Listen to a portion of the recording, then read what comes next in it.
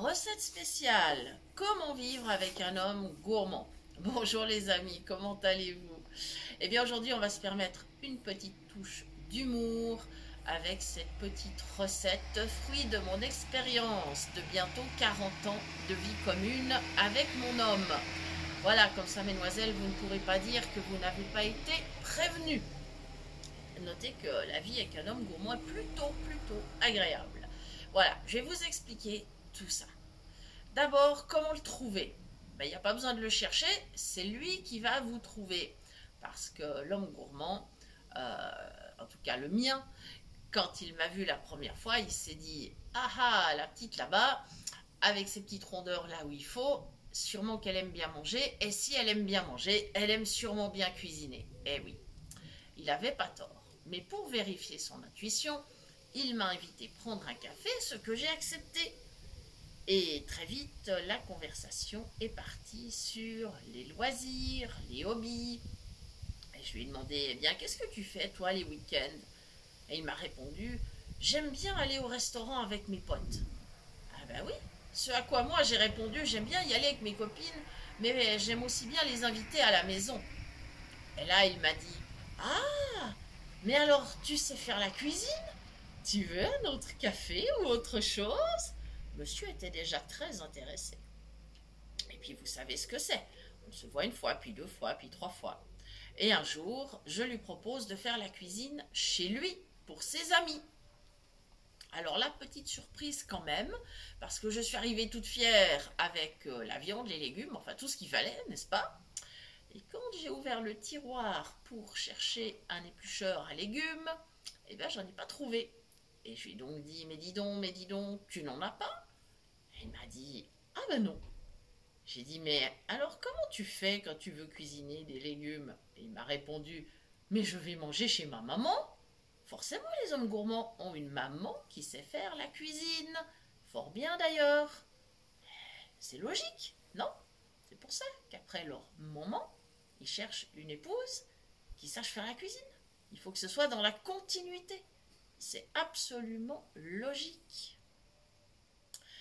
Ensuite, évidemment, on se marie. Et quelque temps après le mariage, eh bien, mon homme gourmand a voulu s'essayer à la cuisine. Et un soir où je devais rentrer un petit peu plus tard, il m'a dit, eh bien, je vais préparer le repas. Je lui ai donné ma recette pour préparer le ragoût.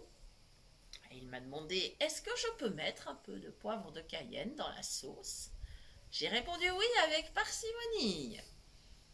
Eh bien, ce soir-là, quand je suis rentrée à la maison, dès l'entrée de l'immeuble, j'ai senti une odeur bizarre. Et je me suis dit, oh, tiens, qu'est-ce qu'ils cuisinent les voisins?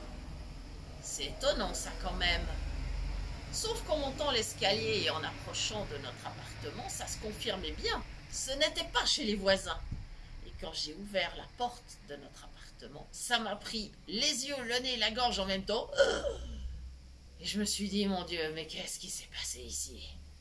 Eh bien, ce qui s'était passé, vous savez ce que c'était? L'homme avait mis trop de poivre de Cayenne dans la sauce. Il avait bien intégré qu'il pouvait en mettre, il avait juste oublié le mot parcimonie.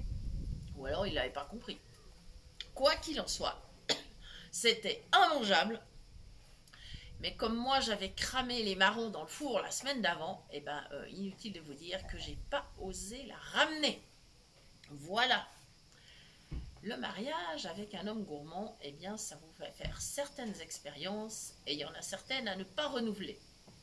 Par exemple, il ne faut pas prendre une coupe de glace pour 2 personnes avec lui. Non, non, non, non, non. Chacun la sienne. Parce que moi, j'ai eu le tort d'accepter de prendre une coupe à 2 avec lui. Alors, tant qu'on en était à la chantilly, ça se passait plutôt bien. Première boule de glace, ça se passait toujours bien. Je l'ai dégusté avec délectation, dirons-nous, parce que c'était délicieux. Mais ensuite, ma petite cuillère a tapé contre tous les bords de la grande coupe, cherchant désespérément un morceau de fruit ou une seconde boule de glace. Et bien, il n'y en avait plus. Il avait tout mangé. Donc, pas la peine. Laissez tomber. Chacun son dessert la prochaine fois. Il y a un autre endroit où il ne faut pas aller avec lui, c'est les foires d'exposition. Alors là vous oubliez, hein. Dites que vous avez des ampoules aux pieds et que vous ne pouvez pas marcher. Je vous le conseille vivement. Parce que dès que nous avions franchi la porte de la halle, nous avons entendu une voix qui faisait « Monsieur, monsieur, vous voulez goûter une amande au sucre ?» Et malgré le monde qu'il y avait ce jour-là, mon homme a tout de suite su que cette dame s'adressait à lui et pas à quelqu'un d'autre. Et bien sûr, il a répondu « Mais volontiers !» Il a goûté une petite amande au sucre. La dame a fait « Madame, vous en voulez une également ?» J'ai dit « Bah volontiers !» Et elle nous a dit « Combien de sachets je vous en mets ?» Et on a dit « Ben un, ça ira pas mal. » « Est-ce que je vous mets du nougat avec ça ?» Le nougat. Nougat, un mot qu'il ne faut pas prononcer. L'homme a répondu « Oh ben oui, volontiers, madame. Et combien est-ce que je vous dois ?» Et là, la dame lui a répondu « 34, comme à Montélimar. » Eh ben dis donc, 34 comme à Montélimar. Heureusement que le nougat, il ne le fabrique pas dans la Vienne, hein, parce que je ne vous dis pas le prix. En tout cas, si celui qui vend les œufs pour fabriquer le nougat participe au bénéfice, je vous garantis qu'il peut se vanter d'avoir des poules aux œufs d'or, hein, parce que ça fait quand même du blanc d'œuf super bien fondu. Voilà, ce qu'il faut faire attention quand vous allez dans une foire avec un homme gourmand, c'est que en fait l'homme gourmand sait repérer les stands où on vend des bonnes choses, mais que ceux qui tiennent les stands où on vend des bonnes choses savent repérer les hommes gourmands. C'est une connexion qui se fait inévitablement. Elle se faisait d'ailleurs déjà bien avant Internet et ça ne bug jamais. Quand on a passé ces stands-là, n'est-ce pas, après avoir dégusté simultanément du fromage, du saucisson, du vin, diverses autres friandises, on arrive dans les stands où l'on vend des gadgets pour cuisiner. L'homme gourmand, charmant, me dit « Oh, mais ma chérie, c'est utile ça, tu veux que je te l'offre ?»« Non, non, non, non, non, mon amour, nous avons tout ce qu'il faut à la maison et nos placards sont déjà bien pleins. » L'homme s'est résigné, mais nous sommes quand même partis avec quelques accessoires. Alors, un petit conseil, évitez ce genre d'endroit, c'est dangereux, c'est dangereux. Et puis chaque semaine, évidemment, je pense que c'est chez vous comme chez nous, il faut faire les courses. Alors, j'essaye de feinter, n'est-ce pas, parce que depuis le temps que j'ai l'habitude, j'essaye de feinter, je lui dis, eh bien, je pourrais y aller avec une copine, comme ça tu pourrais prendre du temps pour ton jardin. Et bien là, tout homme normal accepterait. Tout pour éviter la corvée des courses. Et bien lui pas. Il me répond, oh mais non ma chérie, ça ne me dérange pas du tout de t'accompagner, au contraire. C'est le au contraire qu'il faut retenir. Alors on évitera soigneusement l'hypermarché de 15 000 ou 20 000 mètres carrés. On risquerait de devoir demander l'hospitalité pour la nuit pour finir les courses le lendemain, n'est-ce pas? On va viser la petite supérette, sympathique, où il y a l'essentiel mais pas le superflu. N'est-ce pas? Parce que si l'homme gourmand tient à nous accompagner en course, ce n'est pas qu'il veut avoir un œil sur les dépenses. Ah non, ça c'est pas son problème. Non, non, non. Il veut être sûr de ne pas manquer ce que vous n'achèteriez pas s'il ne venait pas. Comme je vous ai dit, les neurones d'un homme gourmand fonctionnent uniquement dans le sens de la gourmandise. Alors, on prend quand même quelques petites précautions. En arrivant sur le parking, je lui rappelle que nous sommes venus en voiture, pas avec un smirmorque. Nous faisons les courses pour une semaine, pas pour 2 mois. La maison n'est pas en état de siège. On reviendra la semaine prochaine. Et nous entrons. Attention, lieu de tous les dangers. Je m'accroche au chariot. Je lui dis, tu guides? Et comme ça lui fait déjà une main d'occupé. Premier rayon. Le papier de toilette et l'essuie-tout. Ça, c'est pas un rayon très tentant pour lui, même s'il faut de temps en temps s'y arrêter, mais enfin, l'arrêt est plutôt bref. Le rayon suivant l'intéresse déjà plus. Vin et spiritueux. Oh, t'as vu? Il y a celui-là qui est en promotion. Oh, et est-ce qu'on a encore un petit peu de ceci, de cela? Et je lui réponds, mais oui, tout va bien. Nous avons ce qu'il nous faut. Ensuite, on continue. Produits frais, fruits et légumes, pâtes fraîches, charcuterie, fromage, poisson. L'homme gourmand voit tout ce qui est bon. Il essaye évidemment d'en emmener un maximum. Et là, je lui rappelle quand même que nous mangeons en principe 3 fois par jour, pas plus. Bref, à un moment donné, je lui dis, dis donc, il faudrait quand même qu'on aille voir s'il y a de la lessive en promo. Nous allons donc au rayon lessive et détergent. Et l'homme ne tient pas à s'y attarder non plus. C'est comme le rayon papier de toilette, essuie-tout. Il ne tient pas du tout à s'y attarder. Alors il me fait oui, non, il n'y a rien d'intéressant. Tu as tout ce qu'il faut?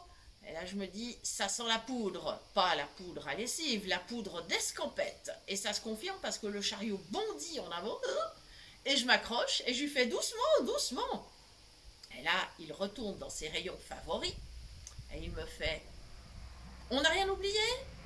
Je lui dis, non, non, tout va bien. Je ne vais pas lui laisser l'occasion de refaire un deuxième tour. Hein. Donc nous partons direction la caisse. Et là, je lui dis, alors c'est de quel côté le tapis roulant? Il me dit, à gauche. Donc je plonge les mains dans le chariot. Hop. Et je dépose les courses sur le tapis roulant. Et tout d'un coup, je me dis, bon, alors ça, voilà, ce sont les tomates, ce sont les pommes, ça doit être la charcuterie, ça doit être du fromage. Qu'est-ce que c'est que ça? Qu'est-ce qu'il a mis en douce dans le chariot? Ouh, ça sent l'explication à la maison, ça. Allez, hop, hop, hop. Et on continue. Et à l'autre bout, bien évidemment, la caissière bien aimable, bonjour messieurs, dames.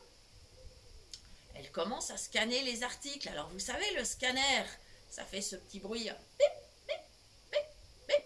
Chaque fois qu'elle passe un truc, au bout d'un moment, on se dit, mais c'est pas à nous tout ça.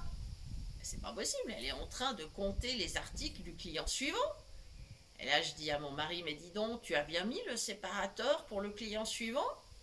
Sauf qu'il n'y a personne derrière. Alors ça continue. Bip, bip, bip, bip. Messieurs, dames, vous voudrez la note? Oui, madame, volontiers. La pauvre, elle a un petit instant d'angoisse. Elle se demande si elle a suffisamment de papier et d'encre dans sa machine pour imprimer tout ça. Néanmoins, ça fonctionne. Et voilà le ticket. Elle annonce le montant. L'homme, très fier, il sort sa carte bleue et il demande « Ça fonctionne avec le sans contact ?» « Ah non, monsieur, le sans contact, c'est seulement jusqu'à 50 euros. » Oh, poète, va, il pensait s'en sortir avec 50 euros. Alors, fièrement, il met la carte dans l'appareil, et là, c'est lui qui bip, bip, bip, bip, bip, bip. Un petit instant de silence, on se dit, est-ce que ça va passer? Et on entend la sympathique caissière nous dire, c'est bon. Et voilà, monsieur ressort la carte bleue de l'appareil. Ah, il y a juste un petit problème. L'appareil a dû surchauffer parce que la carte bleue, elle a changé de couleur. Elle est rouge de honte. Alors, il la remet rapidement dans son porte-monnaie. Hop, hop. Il range tout ça dans sa sacoche. Il reprend l'avant du caddie pour guider. Je m'accroche comme d'habitude. Et nous voilà repartis sur le parking pour ranger les courses dans la voiture. Ouf! Et au moment où nous nous apprêtons à monter à bord, vous savez ce qui se passe? Le portable sonne et c'est le banquier. Il est vert de rage. Alors évidemment, quand il nous explique pourquoi il est vert de rage, ben nous, on rit jaune. Mais pour chasser les idées noires, en rentrant à la maison, on se prend un petit coup de rosé pour l'apéro. Voilà. Parce qu'en fait, la vie avec un homme gourmand, eh ben, même si t'es non-voyante, c'est génial. Parce qu'il te fait voir toutes les belles couleurs de cette vie. C'est pas magnifique ça? Allez les amis, merci de nous avoir suivis et à bientôt pour de nouvelles idées cuisine. Ciao!